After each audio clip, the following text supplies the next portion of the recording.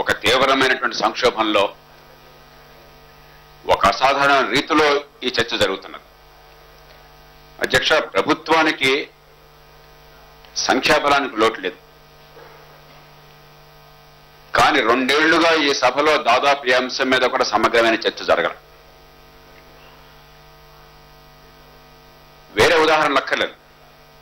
ఈ రాష్ట్రంలో ఉన్న ప్రభుత్వం, ఈ శాసనసభ ఒక తీవ్రమైన సంక్షోభాన్ని ఎదుర్కొంటున్న దానికి వేరే ఉదాహరణ అక్కర్లేదు. అధ్యక్ష, కేవలం సంఖ్యాబలంతో స్థిరత్వం రాదు.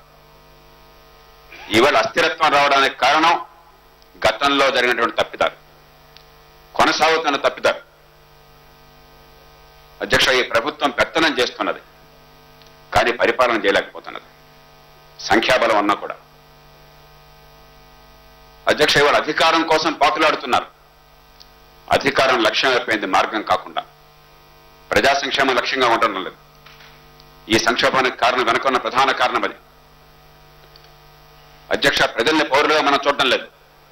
కేవలం ఓటు వేసే యంత్రాలుగా, మన దుష్పరిపాలనకు బలైనటువంటి బలి పశువులుగా చూస్తున్నాం తప్ప ప్రజల్ని పౌరులుగా చూడడం మర్చిపోయినాం. అధ్యక్ష, ఈ సమాజం మొత్తాన్ని కూడా సమన్వయం చేసి, సంకుచితత్వం లేకుండా, కులం, మతం, భాష, ప్రాంతం లేకుండా అందరికీ న్యాయం చేస్తామని విశ్వాసాన్ని కలిగించలేకపోతున్నాం. అంచేతనే ఎన్నో రకాల ఉద్యమాలు, ఎన్నో రకాల ఆందోళనలు, ఎన్నో రకాల అశాంతి ప్రబలిపోతున్నది. అధ్యక్ష, ఈ కారణాలుగా ఈవేళ మన రాజకీయం కానీ, చట్టసభ కానీ, ప్రభుత్వం కానీ ప్రజల దృష్టిలో నగుబాటు అయిపోతున్నది. అధ్యక్ష, ప్రజాస్వామ్యం ఒక అపూర్వమైనటువంటి వ్యవస్థ, అత్యంత సంక్లిష్టమైన వ్యవస్థ.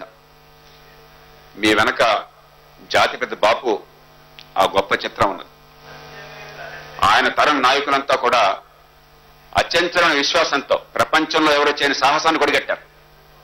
ప్రపంచ చరిత్రలో మరే దేశంలోనూ కూడా స్వతంత్రం వచ్చిన తొలి రోజులనే నిరుపేదలకు కూడా, అక్షరజ్ఞానం లేని వాళ్ళకు కూడా, ఆడమగ తేడా లేకుండా, కులాల అంతరాలు లేకుండా మొట్టమొదటి రోజున ఓటు హక్కు ఇచ్చిన మొట్టమొదటి దేశం భారతదేశం. ఆనాడు వాళ్ళు ఆశించింది, నమ్మింది ఈ స్వప్రపాలన సార్థకం అవుతుందని. అధ్యక్ష, రాష్ట్రంలో గత 57 సంవత్సరాల్లో 40 సంవత్సరాలు కాంగ్రెస్ పార్టీ రాజ్యం వెళ్ళింది. దేశంలో గత 65 సంవత్సరాల్లో ఒక్క 11 ఏళ్లు మినహాయిస్తే 54 ఏళ్లు కాంగ్రెస్ రాజ్యం వెళ్ళింది. అధ్యక్ష, ప్రజాస్వామ్యాన్ని సార్థకం చేశాం. ఆంధ్రప్రదేశ్లో ఈవేళ చట్టసభలో ఉన్న సంక్షోభం పూర్తిగా గతంలో మనం చేసిన పాపాల వల్ల వచ్చిందని గుర్తించకపోతే, గత కాలపు విధానాలు, పద్ధతులు, అలాంటి చర్చలు, అలాంటి అలవాట్లే కొనసాగినట్టయితే ఎన్ని ప్రభుత్వాలు వచ్చినా, ఎన్ని సభలు వచ్చినా కూడా సంక్షోభం పెరుగుతుంది. అధ్యక్ష, ఈ జాతికే వినాశనం అవుతుంది, ముప్పుగా పరిణమిస్తుంది. గొప్ప ఆదర్శంతో, ఎంతో ఆశతో ఆనాడు మన జాతి నిర్మాతలు ప్రజాస్వామ్యాన్ని మనకిస్తే, వాళ్ళు కోరుకున్నది అధ్యక్ష వివక్ష లేని సమాజాన్ని సృష్టిస్తామని చెప్పని, పేదరికాన్ని అంతం చేస్తామని, ఎదిగే అవకాశాలను ప్రతి బిడ్డకి ఏ తల్లి గర్భాన పుట్టిందన్న తేడా లేకుండా ప్రతి బిడ్డకి అందిస్తామని చెప్పని, ఆర్థిక ప్రగతికి బాటలు వేసి ఈవేళ చైనానో మరో దేశాన్ని చూసి నోట్లో వెళ్ళేసుకోవాల్సిన అవసరం లేకుండా ప్రపంచంలో దీటైన శక్తిగా ఈ దేశాన్ని నిలబెడతామని చెప్పని, ప్రజల పన్నుల డబ్బును సద్వినియోగం చేస్తామని, ప్రజలు ఇచ్చినటువంటి అధికారాన్ని సద్వినియోగం చేస్తామని. కానీ అధ్యక్ష, ఈవేళ అధికార కాంక్షతో ప్రజా ప్రయోజనాలు బలవుతున్నాయి. అధ్యక్ష, ఇందాక పెద్దలు చెప్పారు, సగటున మన రాష్ట్రంలో శాసనసభ ఎన్నికల్లో ఒక్కొక్క ప్రధాన పార్టీ అభ్యర్థి 5 కోట్ల రూపాయలు ఖర్చు పెడుతున్నారు. అందరూ పెడుతున్నారు, నేను అంటలేదు అధ్యక్ష. కానీ సగటున 5 కోట్లు అవుతున్నది, కొందరు 10-15 కోట్లు పెడుతున్నారు. అధ్యక్ష, మొన్నటికి మన జరిగిన ఉప ఎన్నికల్లో ఒకానొక నియోజకవర్గంలో, ఒకే ఒక్క నియోజకవర్గంలో కేవలం 1 ఏడాదిన్నర పాటు ఉండేటువంటి సభ్యత్వం కోసం చెప్పని 80 కోట్ల రూపాయలు ఖర్చయింది అధ్యక్ష. 80 కోట్ల రూపాయలు ఖర్చయింది. నాకు తెలిసి అక్కడ నెగ్గిన శాసనసభ్యులు ఇప్పటిదాకా ఈ సభలో పెదవి కూడా ఇప్పే అవకాశం రాలా. 80 కోట్లు దానికోసం ఖర్చయింది. అధ్యక్ష, సంక్షోభానికి మూలమైన కారణాలున్నాయి. అధ్యక్ష, మన రాష్ట్ర బడ్జెట్ ను చూస్తే సగటున రోజుకి 400 కోట్ల రూపాయల ఖర్చు మనం చూపెడుతున్నాం. బహుశా రేపు 2 రోజుల్లో ఆర్థిక మంత్రులు కట్టబోయే బడ్జెట్లో ఇంకా పెరుగుతుందా దానికి. కానీ సామాన్యుడికి ఈవేళ ప్రభుత్వ ఆఫీసుల్లో ఎక్కడా కూడా నేను గవర్నమెంట్ ఆఫీస్కి వెళ్తే నన్ను గౌరవంగా చూస్తారు, నాకు సేవలు అందుతాయి, 10 సార్లు తిరగక్కర్లేదు, లంచం అక్కర్లేదు, సిఫారసు అక్కర్లేదు, ఎమ్మెల్యే గారు కాళ్ళు పట్టుకోక్కర్లేదు అనే పరిస్థితి ఈ రాష్ట్రంలో ఒక్క ఆఫీసులో కూడా ఒక్క పార్టీ పౌరుడు కూడా లేదు అధ్యక్ష. ఈ పార్టీ ఆ పార్టీ తేడా లేకుండా 400 కోట్లు ఖర్చు పెడుతున్న రోజుకు అధ్యక్ష. దాని ఫలితమే అధ్యక్ష 21వ శతాబ్దంలో ఉన్నాం మనం. సిగ్గుచెట్టు శాసనసభలో ఈవేళ ఈ చర్చ జరక్క జరుగుతుంటే చివరికి సభలో కూడా కొద్దిసేపు విద్యుత్తు పోయింది. అధ్యక్ష, పరిశ్రమలు పెడితే, పరిశ్రమలు నడిపితే, ఉత్పత్తి చేస్తే, ఉపాధి కల్పిస్తే పెనాల్టీ వేస్తామో నువ్వు విద్యుత్ వినియోగించడం లేదని చెప్పని 2013లో మనం చెప్పాల్సి వస్తుందంటే అధ్యక్ష, ఇన్నేళ్లుగా మనం చేసిన పాపాల భారం ఈవేళ ఈ జాతి మోస్తున్నది. ఇక అధ్యక్ష, అవినీతిని గురించి నేను చెప్పనక్కర్లే. ఈ సభలో 2 పక్షాల నుంచి అటు ఇటు ఎన్నో వాగ్యుద్ధాలు జరిగినాయి, ఇప్పుడు జరిగినాయి. ఈ సభలో ప్రస్తుత శాసనసభలో గత 3 ఏళ్ల నుంచి జరుగుతూనే ఉన్నాయి.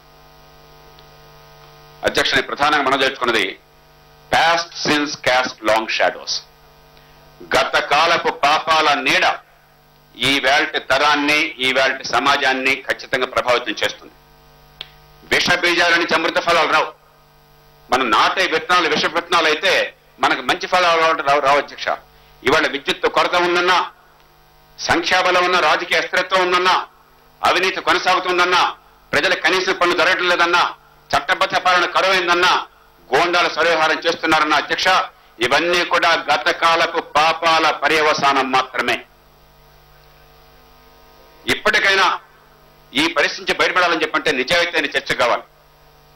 లేకపోతే అధ్యక్ష, మామూలుగా ప్రజాస్వామ్యంలో సంక్షోభం వస్తే మళ్ళీ ఎన్నికలు జరిగితే సంక్షోభం పోతుంది, ప్రజలు తీర్పిస్తారన్న నమ్మకం ఉండింది అధ్యక్ష. వాళ్ళ ఆ విశ్వాసం కూడా లేదు. ఈ పరిస్థితులు మారకుంటే, ఈ సభలో ఉన్న మనం కానీ, ప్రభుత్వం కానీ, పార్టీలు కానీ తీరు మార్చుకోకుంటే వచ్చే ఎన్నికల తర్వాత ఈ సంక్షోభం మరింత ముదురుతుంది, వచ్చే శాసనసభ మరింత గడ్డుకాలను ఎదుర్కొంటుంది. అందుకే అధ్యక్ష, లోతుగా నిజాయితీగా మనం చర్చించుకోవాలి. నేను నిజంగా ఇవాళ ఆశించాను అధ్యక్ష, ఈ సభలో చర్చ జరగాలని చెప్పి నుంచున్న కారణం నేను ఈ రూపంలో తప్ప ఇంకో రకంగా చర్చ జరిగే పరిస్థితులు లేవు. అవిశ్వాస తీర్మానం మీద చర్చ తప్ప గవర్నర్ ప్రసంగం మీద కానీ లేదా బడ్జెట్ మీద కానీ చర్చకు అవకాశమైన పరిస్థితులు, విచిత్ర పరిస్థితులు నెలకొన్నాయి. నేను నిజంగా ఆశించాను ఒక సమగ్రమైనటువంటి చర్చ జరుగుతుంది, విధానాల మీద విపులంగా లోతైనటువంటి అవగాహనతో చర్చ జరుగుతుంది, పరిష్కారాలు అన్వేషిస్తామని చెప్పాను. కానీ అధ్యక్ష, ఈ చర్చ మొత్తంలో ఇప్పటిదాకా నాకు కనిపించింది వేడి బాగా కనిపించింది, తాకింది, వెలుతురు చాలా తక్కువ కనిపిస్తుంది అధ్యక్ష. ప్రభుత్వం పాత్ర ఏమిటి అధ్యక్ష? ఏ ప్రభుత్వం అయినా కూడా పన్ను డబ్బుని సద్వినియోగం చేయాలి, ప్రజలిచ్చిన అధికారంతో ప్రజలకు సేవలు అందించాలి, చట్టాలను సమగ్రంగా సరిగ్గా ఏర్పాటు చేయాలి, విధానాలను సరిగ్గా రూపొందించాలి. అధ్యక్ష, 4 కూడా అసెంబ్లీ మీడియా పాయింట్ నుంచి మల్లా విష్ణు మాట్లాడుతున్నారు, లైవ్ లో చూద్దాం.